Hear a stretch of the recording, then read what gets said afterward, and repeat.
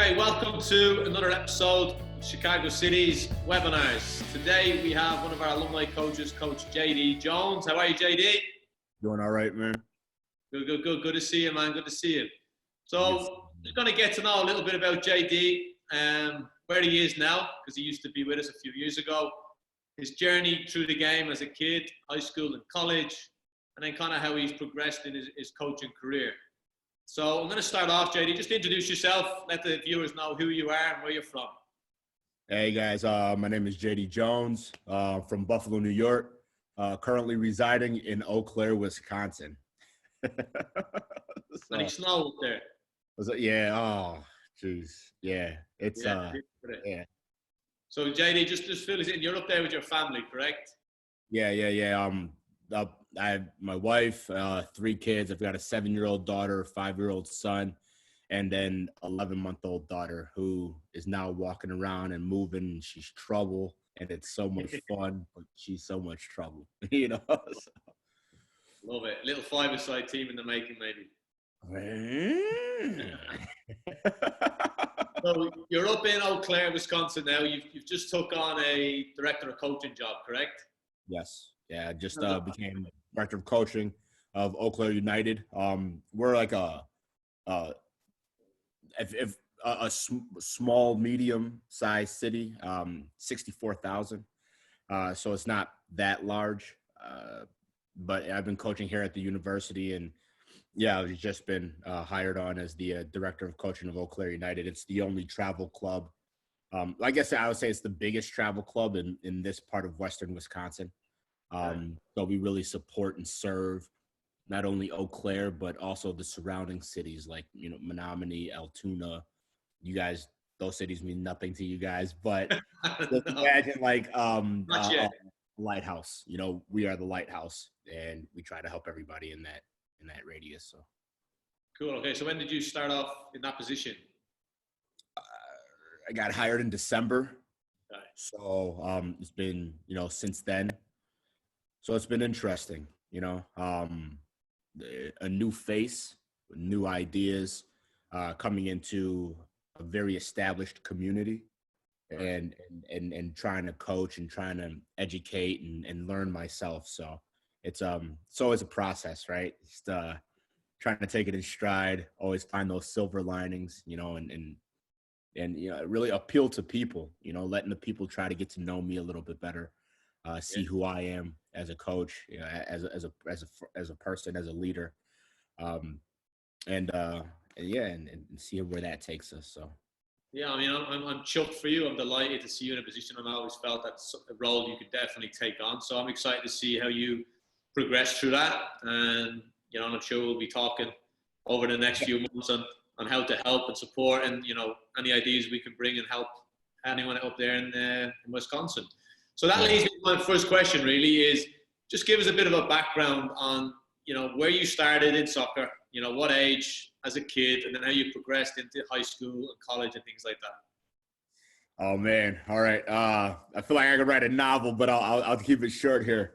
I remember, I don't know how old I was when I first started playing soccer. I had a friend. His name was Bart. He was like the coolest kid in the world. But he put me on to a lot of my sports. And soccer was one of the sports that he put me onto. So first team I was on was called the California Raisins. We had purple uniforms, like the whole purple kit, like purple top, purple shorts, purple socks, like purped out. It was crazy. And before every game, we would listen to Heard It Through the Grapevine. So like you see a bunch of kids like dancing on the sideline for our warm up. Yeah, I Heard It Through the Grapevine. It's Teletubbies in my head. And we probably looked like that before, so like it was crazy. It was like, it's the city league, in Buffalo, they'd always have like these city leagues. So they would just throw a bunch of random kids together. But, I got on the same team as Bart because I joined halfway through. And yeah, we'd go to Delaware Park. That's like a big park in our city. And we would just play. And it was so much fun because Bart had pace. I had pace. We had no clue what we were doing, but we knew that we were faster than everybody on the field. And so we would just like kick the ball to each other so that we could score. And we would brag about like the goals we scored. and the assists that we got for each other, you know. So that was my start. That was my intro, right? You know, you progress through the years. Obviously, we got better. Had a great coach from Guatemala named Hector. Gave me all the foundational skills that I had today. Old school, old rain, like, you know. if you're an 80s baby, you know what I mean when you say an old school coach from South America. You know what I mean? Like, do it this way right now. Shut up. Let's get it. You know, and today it would probably be frowned upon, but it was the best coaching I ever had. You know, throughout my years, best coaching. What's up? Strong role model. Yeah, strong. He's awesome. And so yeah, so we would just play on these teams. You know, we played on the same travel team for many years. Just trying to find a way.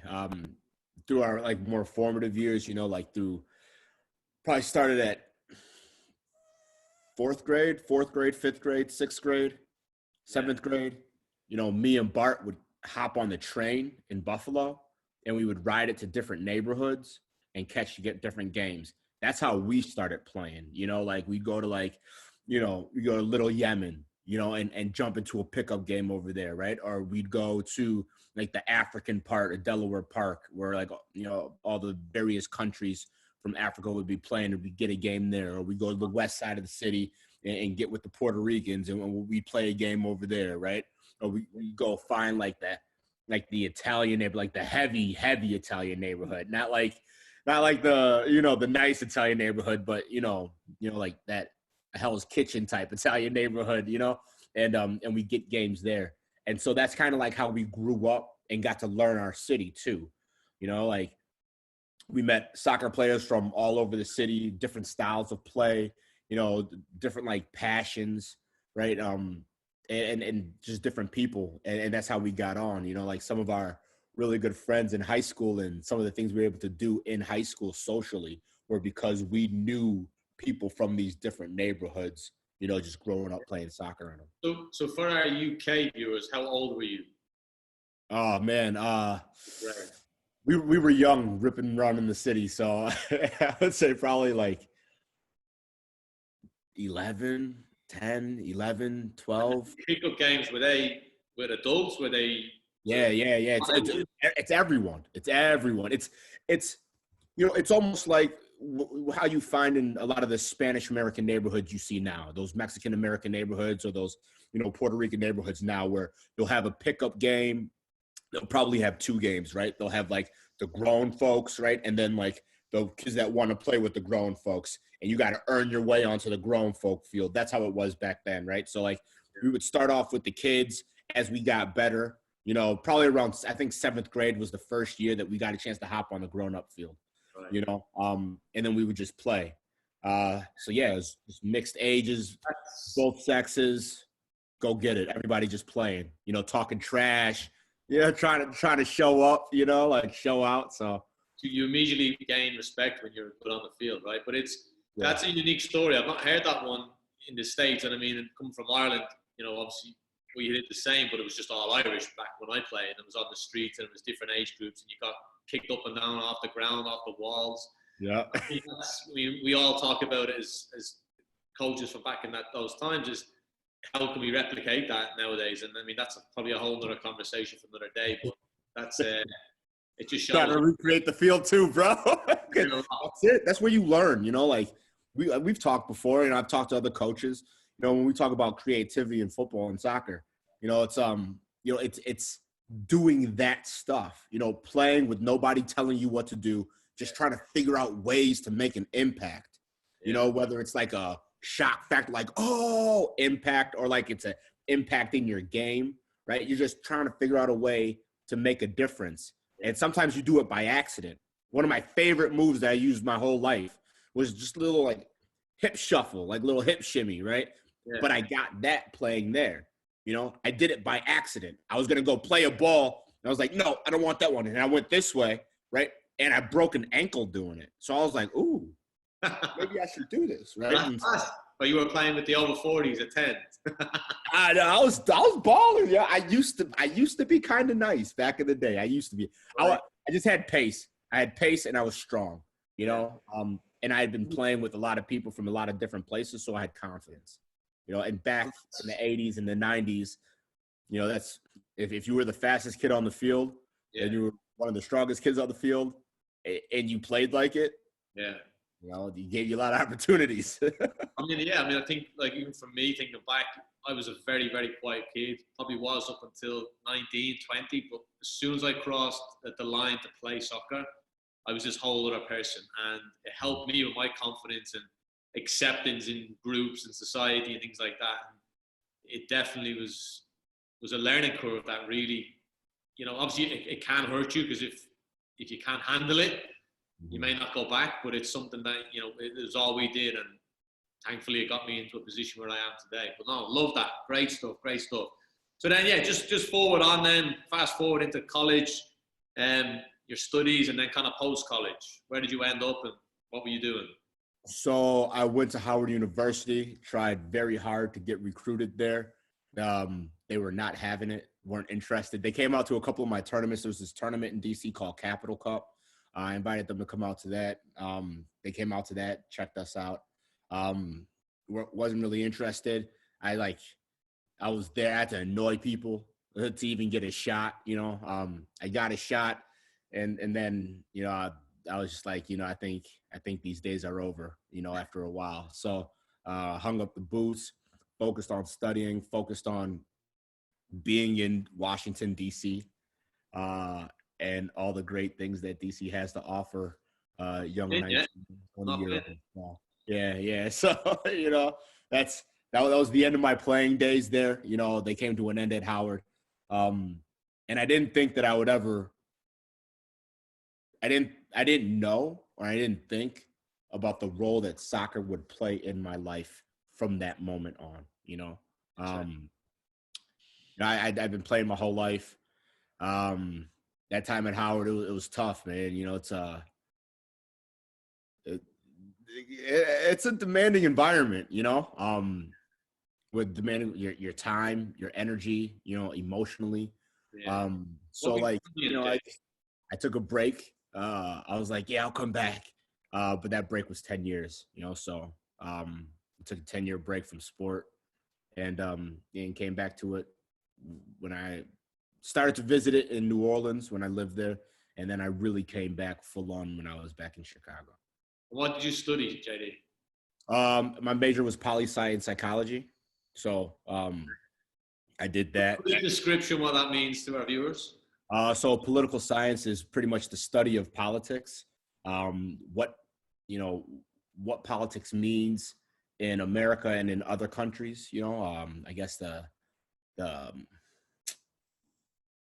how governments create themselves and then maintain themselves, the reason for shifts in paradigms in governmental structure and shifts in power, right? And power plays, power positions, you know, how do governments become, how do governments fall, how are they run, you know, like the science of politics.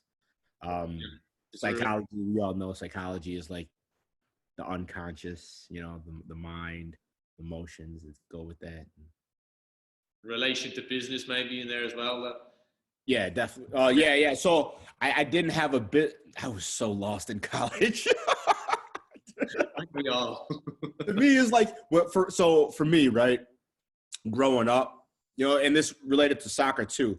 You know, like there weren't many people that played soccer in my neighborhood, right? Like, so I had to always relate to other things for soccer. You know, everybody played football and basketball. So the sports I learned about were football and basketball. And I would have to bring those lessons into soccer, right? The same as in college. Like the idea was, hey, I made it to college, right? The job was done, you know? So like, so when I was in there, you know, I had to learn how to be a student from other areas, you know, like from my teachers that I taught with, you know, as a student teacher, I would learn how to be a student that way, right? Like, you know, there were programs and organizations that I was in, I was learning to be a more active, more engaged student that way. You know, I never really got many of my lessons from the environments that I was supposed to get them from. My fault, those environments' faults, I don't know. But, you know, I always had to pull from different places to learn one thing. So and that's just what kind of go into our next kind of topic, but that's what I always got from you when I met you. Was it's very similar to myself. You're a sponge in all walks of life and all walks of relationships, experience, etc. And I think that's what, you know, gets us to where we're at sometimes. But so after college, then you moved to Chicago, and then this is where you started to get involved in coaching. And so just kind of run us through, you know, your first, I guess, experience in Chicago life as a coach. All right. So, you know, I was chasing this idea of being an attorney at that time. You know, I was like, okay, you know, I've always thought that I was going to be an attorney. Law is what I'm in practice.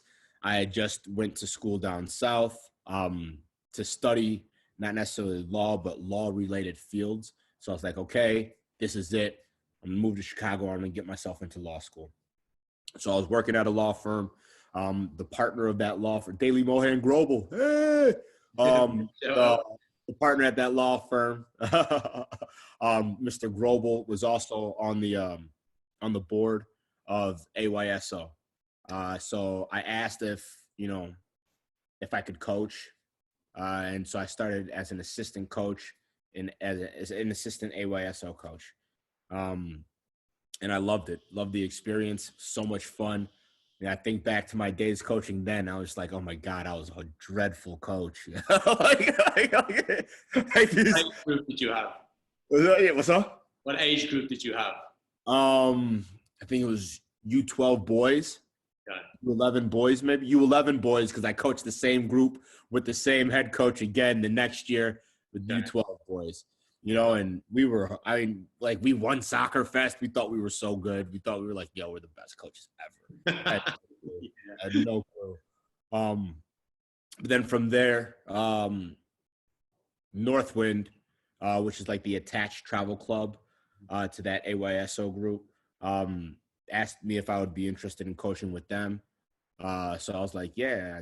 You know, I told them I wanted to be an assistant coach because I'm still kind of new to coaching and I want to learn behind someone. And so they gave me a U9 team. Like so many coaches in the States, right? You want to ease your way into it, and you're given a team, a bag of balls, maybe some cones if you're lucky, and they get after it. You know. At the time, did you have any licenses or qualifications from USSF or anything? Did you start that pathway?